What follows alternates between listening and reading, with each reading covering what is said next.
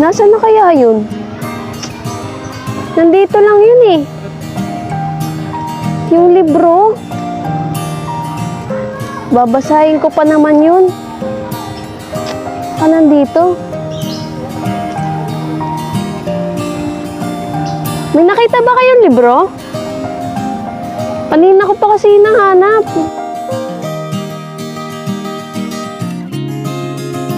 Uy! Ito may hinahanap mo? Oo, ayan nga. Saan mo nakita? Alam mo yung kanto doon? Oo. Hindi ko nakita. Sa may ilalim ng puno. Kanina ko pa tayo nahanap eh. May alam ka ba sa librong yan? Meron. Ano ito nabasa? Siyempre. Nasa akin na to, matagal na. Gusto mo pag-usapan natin? Tara. Tara. Pag-usapan natin. Sige. Langit. Bakit? Parang may kulang kasi. Ano? Di ba detective ka? Oo nga no. Detective ka rin, di ba? Oo nga, detective na ako. Kailangan nating ebidensya. Ebidensya. Kasi kailangan natin ng teorya na magpapatunay yung mga nakalagay dito. Oh, teorya. Eh di hanapin na natin. Tara, tara. Ano kaya?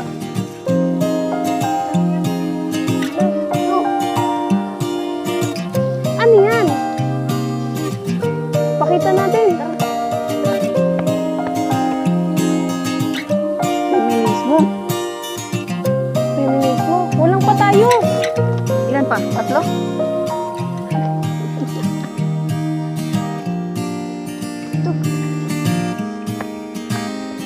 Ano yan? Strukturalismo. Strukturalismo. May dalawa pa. Tara, hanap pa tayo.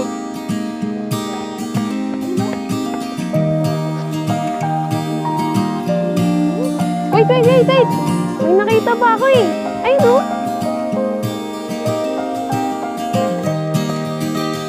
Yan na.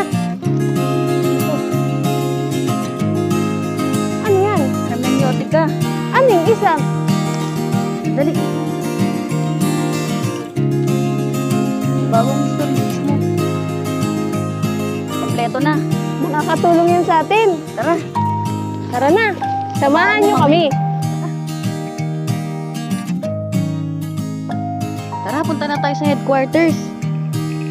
Tara.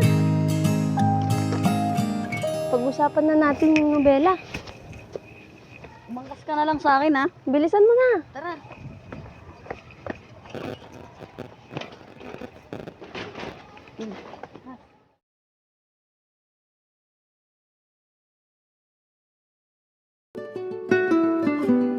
Bilisan mo na para makapunta na tayo sa headquarters. Tara. Sino nga ulit yung author niyan? Kalimutan ko na kasi. Si ano? Si Bernalyn Hapin sa Strillo. Kilala mo siya, di ba? Oo, pero nakalimutan ko na kasi. Sino nga ulit siya? Alam mo ba, isa siyang manunulat. Ano yun eh? Yung nobela na nakita natin kanina, yung libro. Alam mo ba, ayun yung unang nobelang nagawa niya? Oo. Tapos, yung kaya niya nagawa yun kasi naalala niya daw yung 90s niya. Nung bata pa siya. Batang 90s pala siya, no? Oo, kaya niya nasulat yun. Di ba? Gusto mo ba bang maraming umuulan malaman? na eh. Umuulan na. Bilisan mo na. Hi. Ano yun? Ay, nagaya ko. Grabe. Buti nakarating tayo sa headquarters na. Kaya nga, lakas pa naman ng ulan kanina. Bagal mo kasi magbike eh. Ang likot mo kasi ang kangkas eh. Ngayon, babasahin na natin. Or pag-uusapan yung punta sa ating Akda. nobela. Pinamagatang Detective Boys of Masangay. Ang Mangkukulam. Ni? Bernalyn Hapin sa Strillo. Tama. Pero napahapyawan na natin kanina yung author ng etong book. Kaya ngayon, susuriin natin yung Detective Boys of Masangkay. Ready na ba kayo? Yes. Ang unang teorya ay feminismo. Ang pangalawa ay strukturalismo. Pangatlo, Ay bagong historisismo. pang-apat, Hermeneutika. yan. Ang una muna ay feminismo. Sa feminismo kasi, 'di ba, dito sinusuri yung yung paglalarawan sa mga kababaihan sa akda, ganyan. Tapos kung paano sila nakikita or paano pinapahalagan yung mga kababaihan sa akda. Dito kasi, yan, sa book na to, sa novela na to, 'di ba makikita dito Detective Boys of Masangkay. So dito sinasabi dito yung pagkakaroon ng kalalakihan kapag detective ka. Pero kapag binasa nyo tong akda na to, makikita dito yung isang tauhan na babae. Makikita nyo siya, 'di ba, nandyan? Yan. Si Yan. Mayan yan, si Mayan. Siya si May Tatlo kasi yung lalaki dyan. Si Uno, sino pa nga isa? si Terdy 30, tsaka si Junior. Junior. Yan. Tatlo sila dyan na magkakaibigan. Tapos, nakasama nila si Si Mayan. Mayan. Yan. Si Mayan kasi dyan, sila, bagong lipat sila sa barangay ng Masangkay, di ba? Yan. Tapos, ayaw niya sa mga yung mga Babae, mga arte. oo, yung mga ganyan na babae. Gusto niya yung nakikisama siya sa mga gantong mga gawain, ganyan, yung mga gantong ginagawa ng tatlong magkakaibigan, which is yung pagiging detective. Yung tatlong lalaki kasi dyan, kaya gusto nila maging detective kasi mahilig silang manood ng Detective Conan. So, lahat ng ginagawa nilang nag-detective nga sila. So, lahat ng ginagawa nila is nagaling sa panonood nila ng Detective Conan. Yan. Iba, gaya ng sinabi ko kanina, yung teoryang feminismo, na, papasok siya dito sa nobela na to. Kasi makikita natin dito na hindi lang pinukulong yung isang babae sa isang particular or nakasanayan na gawain ng isang babae. Pinapakita dito na yung babae kaya rin niya gawin yung mga ginagawa ng lalaki. Kasi common sa atin, pagkapag detective ka, ganyan, 'di ba? Puro lalaki 'yon. Pero dito gawain sa ng akda, pinakita dito yung kakayahan ng babae. Pinakita nga doon yung kung paano siya nakapasok sa grupo ng tatlo na magkakaibigan. Kasi nagkaroon yun, di ba? Binigyan siya ng Mga task. mga pagsubok. Yes. Anong ulit yung mga pagsubok niya doon? Yung kainin niya yung chicharon. Hindi ginagamit yung mga kamay. Tama, nagawa niya yan noong pagsubok. Isunod naman, anong pagsubok yun? Pinaikot siya ng buong Masangkay gamit ang bike. Tama. Gusto niyo makita? Ayan, Good example. pakita natin.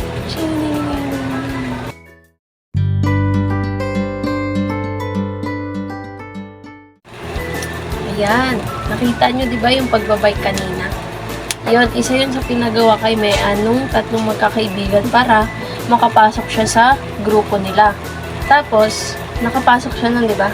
Yun. Kaya naging party siya doon. Yes. Napasa niya lahat ng task para maging member siya ng detective. Tapos nun, yung yung pinakita na yun sa akda, nagpapakita yun ng kakayahan ng isang babae na kaya rin nila yung ginagawa ng mga kalalakihan. Which is, papasok din dito yung pagtulong niya sa paglutas ng mga misteryo. Kaya, bilang teorya na feminismo, pinapakita dito yung kakanyahan ng mga kababaihan sa maraming gawain. Yan. Sunod naman, yung teoryang strukturalismo. Yan na. Papasok naman tayo sa teoryang strukturalismo kung paano siya dito makikita. Kasi 'di ba yung strukturalismo, ito yung mga naghahanap ng mga pattern, tapos nakikita dito yung struktura kung paano siya nagamit sa isang akda. Diba? Tapos yung mga binary opposition or yung mga magkakasalungat na konsepto. Dito kasi, makikita dito yung iba't ibang binary opposition, which is yung katotohanan, yung kasinungalingan, ayan, tapos, yung kaayusan, kaguluhan, tsaka yung inosente versus may sala. Unang-una dito yung kaayusan, tsaka yung kaguluhan. Di ba pinapakita dito yung kaguluhan sa barangay nila? Dami kasi problema doon. Oo, sa barangay Masangkay, nandyan Ngayon yung nilulutas ng 4 na detective. Yan. Yung unang-una doon? Pagkawala. Nawawala yung mga alagang hayop. Yan. Tapos yung damit. Nawawala. Yan. Tapos nawawalang Shino Kid. Sino yun? Kapatid ni Mean. Sabi na lang. Ayan. Yan nga, di ba? Parang makikita dito yung binary opposition na kaguluhan, tapos yung kaayusan, yung kaguluhan, yung mga krimen, tapos yung kaayusan, yun yung sinasagawa ng mga detective, which is yung 4. Sunod naman dito, yung katotohanan, tsaka kasinungalingan. Sinong totoo? Sinong sinungaling? Siya ba? Charot. Ayan, dito kasi, pag binasa nyo yung nobela na to, malalaman nyo kung ano yung kasinungalingan. Promise, maganda siya ba sa akin? Tama. Kaya makikita dun yung strukturalismo. Sunod naman yung inosente, tsaka yung may sala. Sinasabi kasi dito na, yung may ano kasi doon, may tauhan na inosente. Tapos, spoiler alert, may tauhan doon na may sala talaga. Pero Kaya- di napapagbintangan na may sala. Pero wala talagang sala. Tama. Kaya makikita doon yung pagkakaiba ng dalawa, yung inosente versus may sala. Kaya doon papasok yung strukturalismo. Sunod pa dito yung babae, tsaka yung lalaki, di ba? Babae versus lalaki, na papasok dito yung mga kababaihan, yung mga nandun sa barangay nila, tapos yung mga kapitbahay nila ng babae, tapos yung mga kalalakihan, which is nandun yung si Chief, yung police, tapos yung mga detective boys. Chip doon yung tatay ni Junior. Yes. Tapos, yung isa pang binary opposition dito, yung matanda, tapos bata. Yan. Di ba yung mga kabataan, sila yung tatlo, tapos yung isa, si Mayan, pumasok. Yan. Tapos yung chief, which is yung matanda, na yung mga kabataan, sila yung naging detective. Tapos yung tatay doon ni Junior, yung matanda, na nag-iisang pulis sa isang lugar nila or namumuno. Tapos, sa strukturalismo kasi, tinitignan dito yung may mga yung struktura na sinusunod ng akda or yung mga pattern. Ayan. Isa yung, ano naman? Pag-usapan natin. Ayan. Ngayon, babalik tayo sa pangatlong teorya. Ano naman yung sa'yo? Bagong historisismo. Ano yun? Yung bagong historisismo kasi, ano yan, yung pag-aaral ng akda bilang produkto sa liktang kultura, politika, lipunan, nung isinulat ito. So, syempre, yung akda na to is, katulad nga ng bagong historisismo, hindi na siya nahihiwalay sa kasaysayan. So, yun nangyari sa dati. Eh di kasaysayan yung tinitingnan doon. Kasama yun. So, tinitignan nito ang akda at kasaysayan bilang magkakaugnay. So, syempre magkakaugnay. At nagkakaroon ng impluensya sa isa't isa. Kaysa yung akda ay simpleng refleksyon lamang ng nakaraan. So, Ano naman yung connection ng dyan, teorya mo dito? ito kasi, dito, pinalabas siya or Na-publish? siya noong taong 2016. So, masyado pa siyang modern. So, yung konteksto ng pagkasulat nito is post-2000 sa Philippines. So, yung nobela ay lumabas sa isang panahon kung kailan lumalaki yung urbanization at yung mga krimen. So, lalo siyang nagiging komplikado. So, dito sa storya sa nobela ng Detective Boys of Masangkay, product din siya ng maraming krimen. Katulad ng sinabi namin kanina, di ba? Nagkaroon ng maraming krimen. Yun yung silog ng tatlong lalaki. Diba? Nagkaroon ng mga krimen, katulad ng pagkawala nung Damit. mga alagang hayop, ganun, damit. Pagpatay ng mga manok. ng Kamatayan panabo. kasi yung mga manok doon. So, hindi na siya bago katulad ng mga nangyari dito sa Pilipinas. Diba? Ngayon, sa panahon natin ngayon, may iba't ibang nangyayaring krimen. So, may mga patayan, corruption. Ayan, di yan mawawala sa nangyayari sa atin ngayon. So, ayan. Ayan. Nangyayari dito yung mga iba't ibang krimen na, yun nga, nasolve nung 4 nating mga detective. Ayan, ano nga ulit yun? Yun. Sa detective, Boy sa Pasangkay, dito nagkaroon ng kakulangan ng institusyon. Yung pag-iral mismo ng detective boys ay nasasalamin sa kawalan ng kumpiyansa o kulangan ng sistema, yung pagpapatubad ng batas o pulisya. Dito kasi sa kwento, isa lang kasi yung ano doon, yung chief. Oo. Yun yung sinabi namin kanina, yung tatay ni Dina. Parang siya lang yung nilalapitan doon palagi. Ayan. Yung sinasalamin nun yung mga Filipino culture kung saan madalas na umaasa yung mamamayan sa sarili or level ng solusyon, yung lulutasin yung mga pang-araw-araw na suliranin na hindi pinapansin ng burokrasya, malaking burokrasya. So, dito kasi sa kwento, hindi naging hadlang yung pagiging bata ng mga detective natin. So, hindi naging hadlang yung pagiging bata nila upang malutas yung mga problema doon. So, sila pa yung naging way para malutas yung mga problema dito sa kwento. Kasi di ba dahil nga mahilig sila sa yung palabas ni Detective Conan, yun. Kaya gumagawa sila ng paraan paano nawala yung mga alagang hayop, ganyan, paano yung mga nawawalang damit. Yun, sila na yung gumagawa ng paraan. Yes. Yan. Tapos, ano pa yung meron dyan? Yan. Meron kasing kapangyarihan ng inosente. So, sa New Historicism, tumitingin niya sa mga marginalized voices na nagbabago ng status or queue. Dito po sa kwento, yung mga bata, syempre sila yung pinaka-innocenting sektor. Sila yung nagtataglay ng kapangyarihan para lutasin yung problema, katulad nga ng sinabi namin kanina. So, yung kawalang kapangyarihan nila sa lipunan ay nababaliktad. Diba? Oo. Parang, Papakita sila ng pagbabago at paghahanap ng katotohanan. Parang So, sila pa yung magkakaroon ng tapang, ganun. So, hindi naging limitado yung pagiging matanda or mayroon kang kapangyarihan or bata ka man. Kaya mo lutasin yung problema. Eh di pinapakita dito sa nobela na hindi mo alaga kung anong taon ka, kung ilang taon ka, para tumulong sa lipunan. Oo. So, yung akda, hindi lamang siya simpleng kwento, kundi isang kultural na teksto na nagpapakita at nagtatanong sa papel ng kabataan sa pagpapanatili ng kaayusan ng komunidad. Ayun pala rin yung teorya ng bagong historisismo. Susunod naman natin ay ang teoryang hermeneutika. Yan.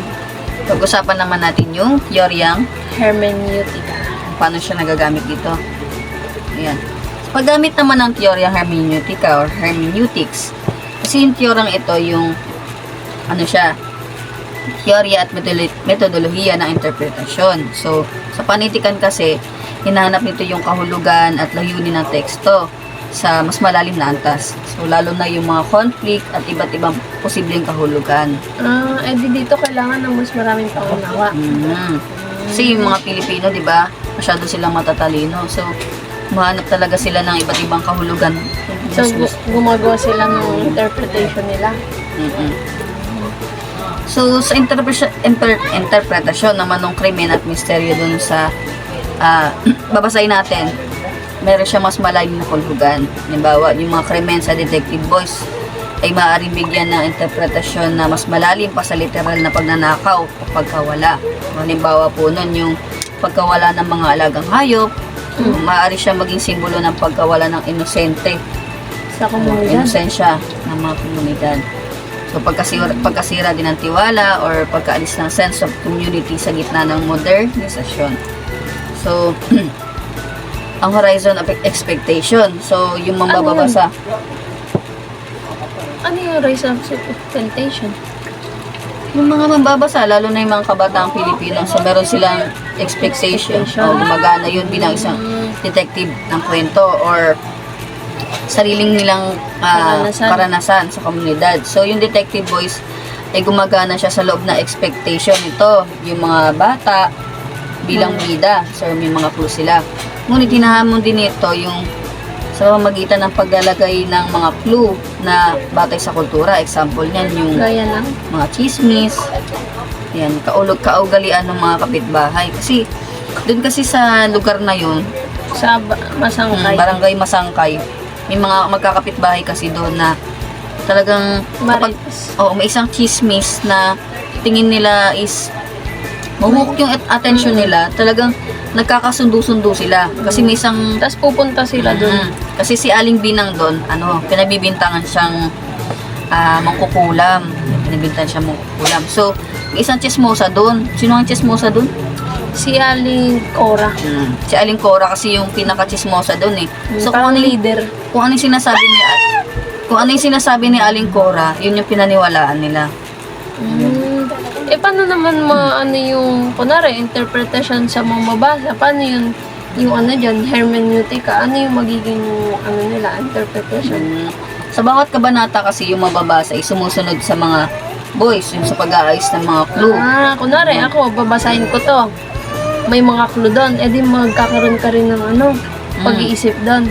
Sa bawat maling guess natin, nagpapakita yun ng limitasyon ng interpretasyon. So, nagkakaroon ng pagkakamali ng mambabasa. Hanggang sa maabot yung tamang interpretasyon. Sa, dulo na. So, Tapos, paano yung niyan? Yung pong kalahatan, ganun. Kunwari. sa buong proseso kasi ng paglutas ng misteryo, sumasalamin yan sa proseso ng hermeneutika. Teorya ng hermeneutika. So, yung paghahanap ng tunay na kahulugan sa gitna ng maraming posibilidad. Di ganun pala yung hermeneutika. Nagkakaroon tayo ng sarili nating interpretasyon. Base rin dito sa pinapakita ng akda. Tama ba? Yes.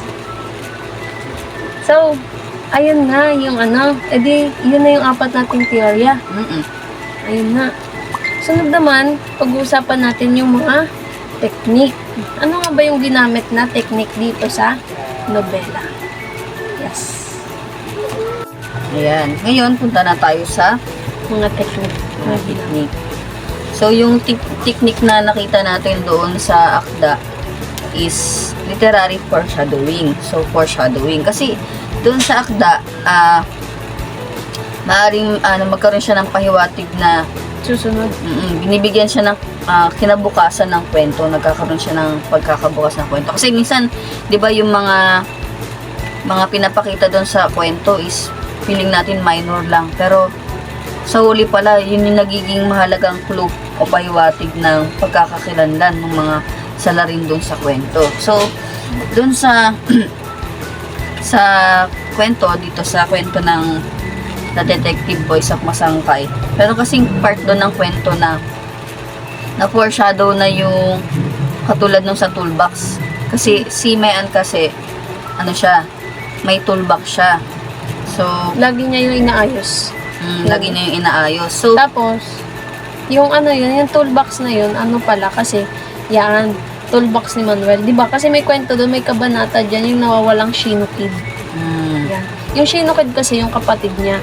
Tapos yung pinakilala lang doon, mama niya, yung kapatid niya, tsaka siya. So, yung toolbox, kanino yun? So, Yun yung i-spoil na namin. Yung toolbox na yun, yung may-ari nun, yung tatay niya. So, nagkaroon na kami ng thinking. Siyempre, na-foreshadow na. Bakit hindi nabanggit sa kwento yung tatay niya? So, nagkaroon kami ng thinking na yung Kanino yung toolbox? yung toolbox na yun, pwedeng maging sa tatay na yun. Which is, nung sa huli naman ng kwento, nalaman namin na sa tatay niya pala yung toolbox na yun. Tapos, sunod pa doon na halimbawa. Nabanggit din yung pagkakaibang ugali ng isang kapitbahay. So, nagkaroon tayo ng suspicious. Nagkaroon tayo ng suspicion doon sa kapitbahay nila na, which is si Aling Cora. Kasi, may one time kasi doon na, nakita, di ba kasi may nawawalang ano, may part kasi doon na kwento na namatay yung mga manok. Oo, ni Mang Jimmy. Si Mang Jimmy yung sa kwento doon yung kabit ni Aling Cora. So alam naman siguro alam ng mga kapitbahay doon, di ba, na kabit ni Mang Jimmy si Aling Cora. So sa part ng Maybe. kwento na yon, na-foreshadow naman doon yung nakita ni Mayan. May nakita kasi siya doon, nakita niya yung isang tao na yun na naglalakad. So syempre magsususpicious ka na sino kaya yun. So nalaman namin na si Aling Cora yun kasi binanggit doon sa akda na yung Kwintas niya lagi. kwintas na suot niya lagi ay nakita doon sa huling part na suot ni Aling Cora. So nalaman namin na na-foreshadow doon, nalaman namin na si Aling Cora pala yung nagpumatay doon sa mga manok. Yun. Kaya papasok dito yung technique na ginamit, yung foreshadowing. Tapos sunod naman, ito na. Saan papasok yung akda na to? Nakita kasi natin dun yung social realism tsaka yung realistic fiction. Kaya napasok siya sa realistic fiction kasi binanggit dito na yung mga nangyayari dito sa lipunan natin, yung mga tagpuan, yung mga tauhan, yan, makatotohanan yun. Di ba binanggit dun yung lugar ng Barangay Masangkay. tsaka yung Bulacan. Kasi Yung di ba Malolos, kasi doon na Bulacan. pumunta sila ng Masangkay. Kasi di ba nawawala si Shino Kid. So yung Shino Kid na yon kasama pala ni Manuel. Oo, So yun. dinala niya Kaya yung sa- mga dito, yung mga totoo dito na nangyari, which is yung mga tagpuan, na meron talaga dito sa Pilipinas. Kaya papasok din siya sa realistic fiction. Tapos sinabi rin dito yung mga nangyayari sa totoong buhay natin. Yan, yung may mga kapitbahay tayo na marites, Mosa. ganyan. Tapos yung mga nawawalang mga alaga natin. May pagpatay Yan. talaga. Kaya nakapasok to sa realistic fiction. Tsaka sinasabi rin dito na yung social realism. Kasi sa social realism kasi papasok dito yung mga yung mga Genre. na mga hindi lang naglalarawan ng katotohanan kundi yung mga isyong panlipunan ganyan na kinakaharap natin, which is yung mga walang katarungan, yung kahirapan, yan, Mga corruption. kinakaharap ng mga tao talaga. Kasi meron di ba tayong antas sa Sa lipunan. lipunan. Tapos dito, 'di ba, sinasabi dito yung mga hindi lang to simple mga krimen. Ganun. Kasi meron din doon pagkawala eh. Yan, tapos meron din doon mga tawag doon yung pang-judge nila kay discrimination discrimination. kay Aling Binang. 'Di ba, parang tinalakay rin kasi dito yon yung mga diskriminasyon, ganyan na totoong nangyayari sa lipunan natin. Kaya dito rin pinakita yung mga yung mga pang-araw-araw na problema, ganyan. Yung mga paglutas ng mga simpleng kaso. Kaya yun, nakapasok din siya sa social realism kasi nakapaloob dito yung mga isyong panlipunan na kinakaharap natin na tayo mga karaniwang tao lang, ganun. So, ang totoo talagang nakasolve nung kaso dun yung 4 na bata. Hindi yung tatay ni Junior na si Chip. Sila talaga nakasolve. Kaya ayun yung namin, pagsusuri namin sa nobelang ito. Anong rate mo dyan? 8. Ako naman, 8.5. Maganda kasi siya eh. So, re-recommend namin na basahin nyo kasi Tama. maganda rin talaga. to? Pwede to sa mga young adults. Tsaka hindi lang Kung gusto siya... nyo yung mapag-isip kayo, ganun. Tsaka hindi lang ito yung Oo pala. book na na-produce. So, meron pa siyang part 2. Kasi di ba sa last part kasi ng... Epilogo. sa last part kasi nito, ayan, parang pinakita, yan, parang foreshadow na mayroong part 2. So, sabi diyan, closed door murder. So, meron pang pangalawang kwento. Yun yung babasahin namin. Ang sunod. Pero, basahin nyo muna to para maunawaan nyo yung book number 2. Yan lang. Thank you. Yes. Maraming salamat sa pagsama at paglutas ng misteryo.